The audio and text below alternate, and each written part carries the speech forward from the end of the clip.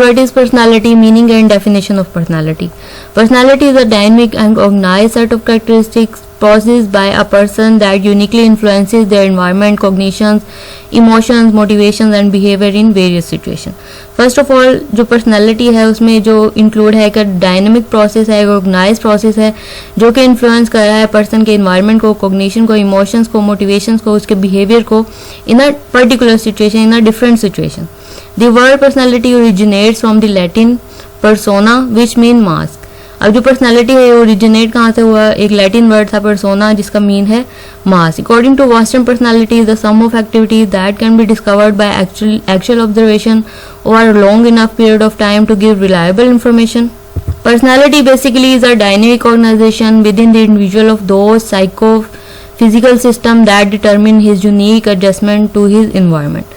अब पर्सनैलिटी क्या है कि एक ऑर्गेनाइजेशन, डायनेमिक सिस्टम है एक पर्सन का, एक इंडिविजुअल का, जिसमें उसकी साइको सोशल एक्टिविटीज इन्वॉल्व है, साइको सोशल सिस्टम इन्वॉल्व है जो कि डिटरमिन कर रहा है उसके एडजस्टमेंट को इनटू द इन्वायरमेंट, यानी एक इन्वायरमेंट में रहते हुए वो किस तरह चीज़ों को psycho and social and physical चीज़ों को लेके चल रहा है. Here come types and theories related to personality. The earliest attempt to categorize personality was made by Hippocrates, a Greek physician, by 400 BC. He characterized people on the basis of body elements such as Pitta, Vata and Kapha and prominent personality characteristics associated with them such as introvert personality and extrovert personality.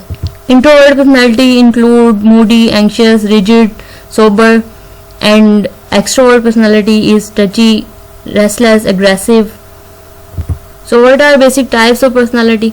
Recently psychologists have attempted to study personality in their own way. अब recently जो psychologist हैं वो personality को बहुत ज़्यादा study कर रहे हैं, पर्सनालिटी रिसर्चेस बहुत ज़्यादा हो रही हैं. They have formulated various theories to explain personality. These are divided into two types. One is trait and other one is type theory. Both these theories of personality focus on people's personal characteristics. However, type theorists and trait theorists differ in the way they use characteristics to describe people.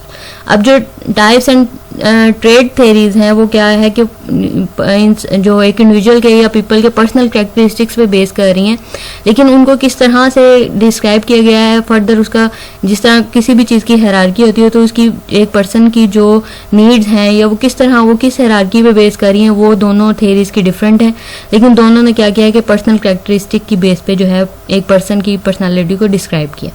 So what are type theories? Type theories have explained personality on the basis of physics and temperament.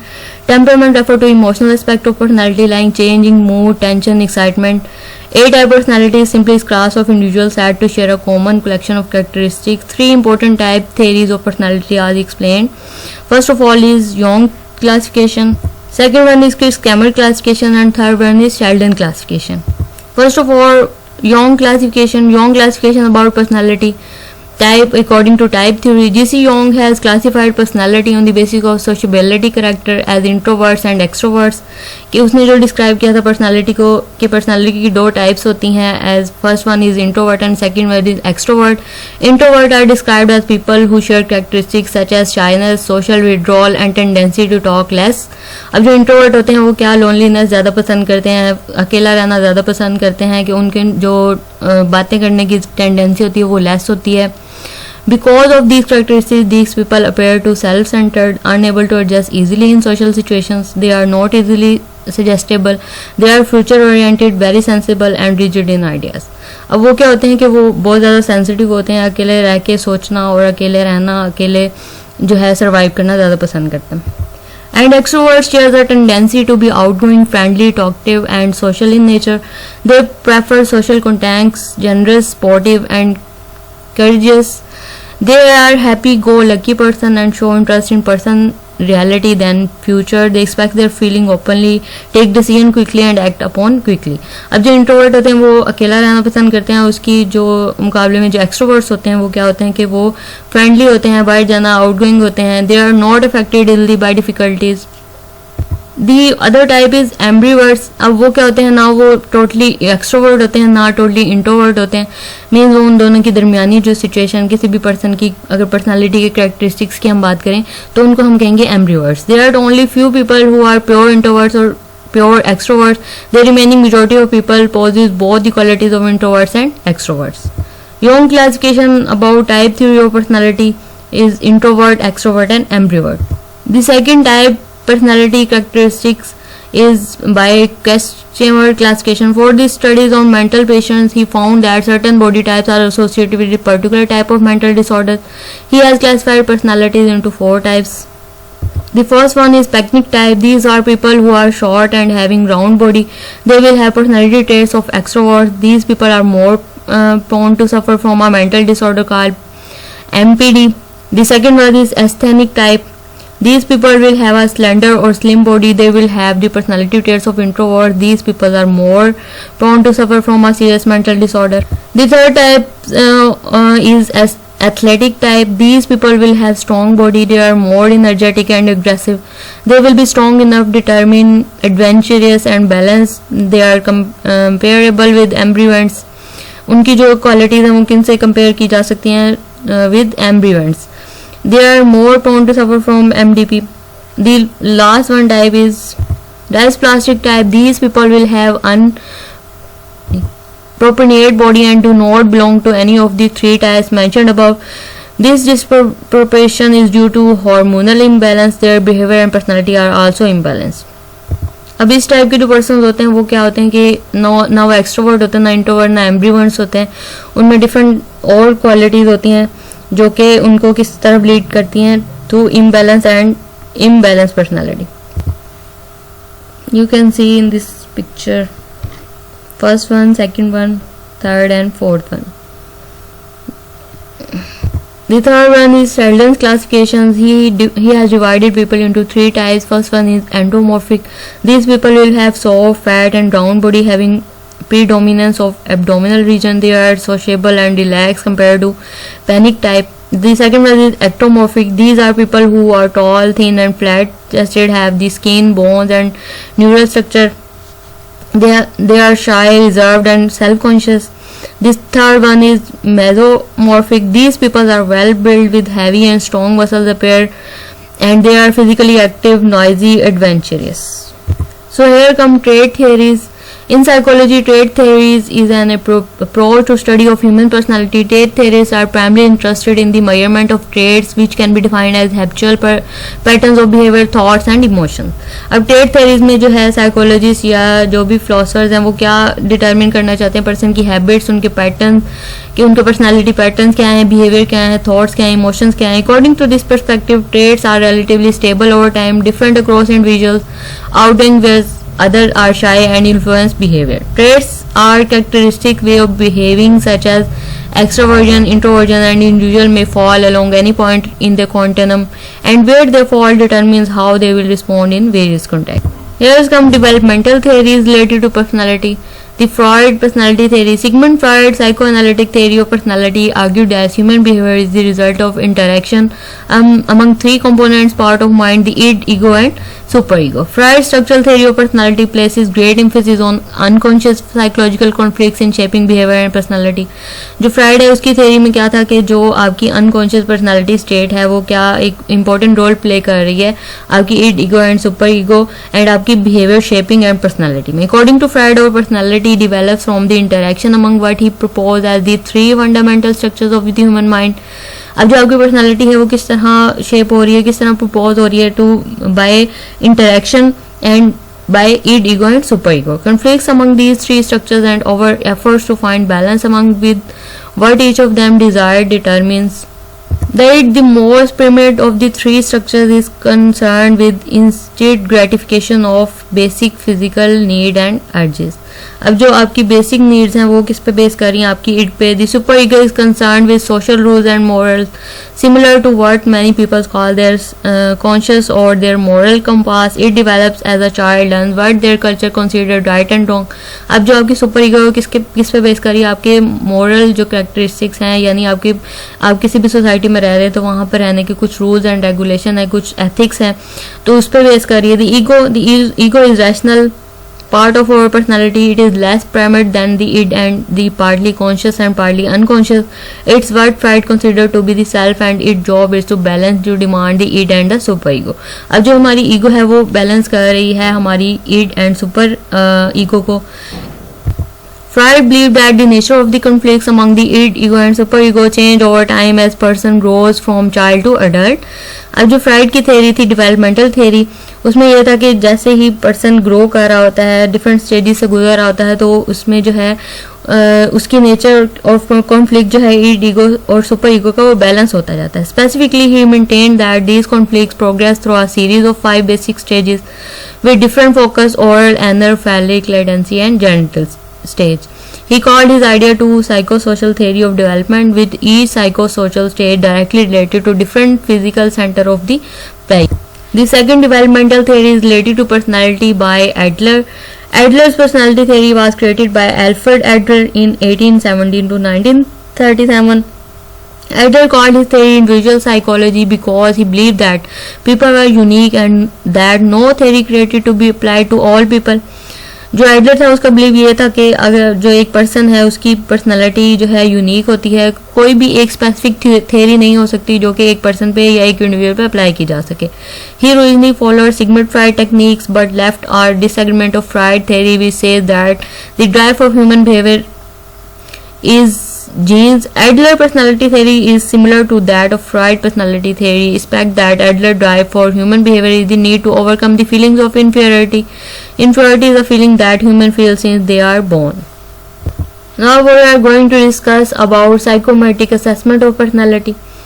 अब हमने personality की theories के बारे में पढ़ लिया, personality के बारे में पढ़ लिया कि वो बेसिकली होती क्या है एक पर्सनालिटी, और डिफरेंट जो साइकोलॉजिस्ट हैं उन्होंने साइकोलॉजी में पर्सनालिटी की कितनी थ्योरीज दी थी और उनमें क्या क्या फर्दर कॉन्सेप्ट दिए थे.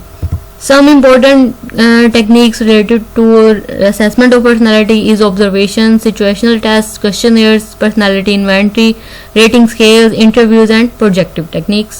First of all, observation. Observational skill play an important part in most assessment procedures.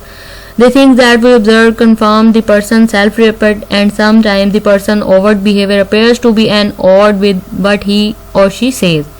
अब ऑब्जर्वेशन क्या है, एक डायरेक्ट प्रोसेस है जिसके थ्रू आप एक पर्सन को जज कर सकते हैं, एक पर्सन की पर्सनालिटी कैरेक्टरिस्टिक्स को मेजर कर सकते हैं कि एक पर्सन जो है एक पर्टिकुलर सिचुएशन में किस तरह एक्ट कर रहा है. ऑब्जर्वेशनल प्रोसीजर्स में बी आइदर इनफॉर्मल और formal. Informal observation are primary qualitative. The clinical observe the person behaviour and the environment in which it occurs without attempting to record the frequency और intensity of specific responses. अब जो observational procedures होते हैं वो या तो formal होते हैं या इनफॉर्मल होते हैं. मीन्स आप फॉर्मल सेटिंग में भी एक पर्सन को ऑब्जर्व कर सकते हैं और इनफॉर्मल सेटिंग में विदाउट जो पर्सन के कॉन्टेक्स्ट के उसको पता हो कि उसको ऑब्जर्व किया जा रहा है, आप उसको ऑब्जर्व करके उसकी पर्सनालिटी को मेजर कर सकते हैं. Observations are often conducted in the natural environment, but also useful to observe the person behavior in a situation that psychologists measure. The other one type related to personality assessment is situational test. The situational is artificially created in which an individual is expected to perform acts related to the personality traits under testing, for example testing honesty and testing temptation to copy. अब different type के phenomena जो हैं related to personality या related to any individual, वो हम क्या कर सकते हैं, मेजर कर सकते हैं थ्रू एनी सिचुएशन. मीन वो सिचुएशन को क्रिएट करके हम उस पर्सन की उस पर्सनालिटी एट्रीब्यूट को मेजर कर रहे हैं. The third one is questionnaire. A group of questions are made related to personality characteristics, may be printed or written. In this subject respond to these questions in the space provided in the form under the columns. These answers are evaluated for personality assessment. For example, आपको यहाँ पे एक pro forma भी दिया गया है related to questionnaire. Do you enjoy seeing others successful? Yes or no. Personality questionnaire है कि आप जो है उसे डिफरेंट टाइप के क्वेश्चन करेंगे related to different types of phenomena. Do you laugh at a joke on you? Do you get along with other your relatives? तो इस तरह आप क्या है कि एक पर्सन की पर्सनालिटी किस तरह की है, वो इंट्रोवर्ट है, एक्सट्रोवर्ट है, बाहर जाना पसंद करता है, या दूसरों को देख के जेलस हो रहा है या नहीं हो रहा, या वो उसके अपने बारे में क्या ख्यालात हैं. इस तरह के आप सारे जो एट्रीब्यूट्स हैं वो मेजर कर सकते हैं. जब हम पर्सनालिटी रिसर्च की बात करते हैं तो हमारे पास डिफरेंट टाइप के क्वेश्चनर्स हैं जिनको हम मेजर करके किसी भी पर्सन की पर्सनालिटी के फर्दर एट्रीब्यूट्स को मेजर कर सकते हैं. For example, personality inventory. It resembles questionnaire in so many aspects like administration, scoring, interpretation. The difference can be seen in two ways. Firstly, the questionnaire in the journal device and can be used for collecting all kind of information. It is connected to questions related to personality traits as well as behavior. Secondly, all the questions are formed with first person, not second person. The best example for personality inventory is Minnesota Multiplastic Personality Inventory is called MMPI.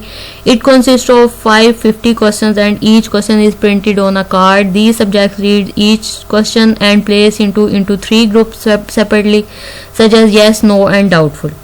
अब आपकी personality को major करने के लिए जो psychological assessment है, जो हम क्लिनिकल अगर रिसर्च की बात करें कि हमने एक पर्सन के पर्सनालिटी के एट्रीब्यूट को मेजर करना है, तो उसमें जो मोस्ट इंपॉर्टेंट जो हमारे पास इन्वेंटरी है वो है MMPI, जिसमें 550 क्वेश्चंस होते हैं जो कि एक कार्ड पे प्रिंट होते हैं. वो हम सब्जेक्ट को दिखाते हैं जिस पे हम रिसर्च करना चाह रहे हैं कि उसके पर्सनालिटी के एट्रीब्यूट्स क्या हैं, और उसको फिर उसके बाद उसके जो रिस्पॉन्स है वो क्या है, yes, no and doubtful. Mean वो पर्सन उसके बारे में फुली जो है अवेयर है तो कहेगा येस, एंड अगर नहीं है तो कहेगा नो. अगर उसको उसके बारे में, उस चीज़ के बारे में आइडिया नहीं है, उस थिंग के बारे में या उस फिनोमेना के बारे में, उस एट्रीब्यूट के बारे में पता नहीं है तो वो कहेगा doubtful.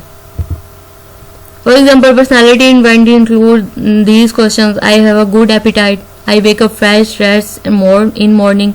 I think I would like to the work of a librarian. I am easily awakened by noise.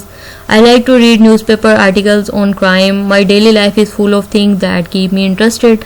I work under a great deal of tension. अब डिफरेंट टाइप के क्वेश्चंस हैं जो रिलेटेड टू उसके daily routines भी हैं. I have a good appetite, related to उसकी morning routines के भी हैं, रिलेटेड टू वर्क भी हैं, रिलेटेड टू किसी भी क्रिमिनल एक्टिविटी की तरफ उसका अगर कोई वो तो नहीं है. I like to read newspaper article on crime. तो इस तरह क्या है कि हम डिफरेंट उसके पर्सनालिटी एस्पेक्ट्स को, एट्रीब्यूट्स को मेजर कर रहे हैं through different questions. The other technique is rating scale. A rating scale is a procedure in which the observer is asked to make judgments that place the person somewhere along a dimension. Rating scales provide abstract description of a person's behavior rather than a specific record of exactly what the person has done. These are assessment tools which are used before the treatment to assess changes in patient behavior after the treatment. अब rating scale क्या है कि आप एक person के behaviour को measure कर रहे हैं थ्रू रेटिंग, कि अगर इस रेटिंग स्केल पर एक पर्सन का स्कोर आ रहा है तो वो उसकी पर्सनालिटी क्या शो कर रही है. Brief psychiatric rating scales are usually used and completed by hospital staff to assess the individual on different constructs related to physiques or the psychological illnesses. The next one type is interview. The interview is the most commonly used procedure in psychological assessments. Interviews provide an opportunity to ask people for their own descriptions of their problems.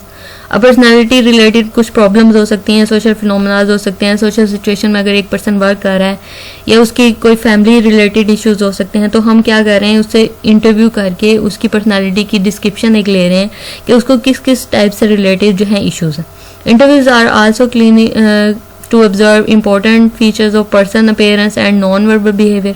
The limitation of this technique is that it needs a well-trained, competent interviewer.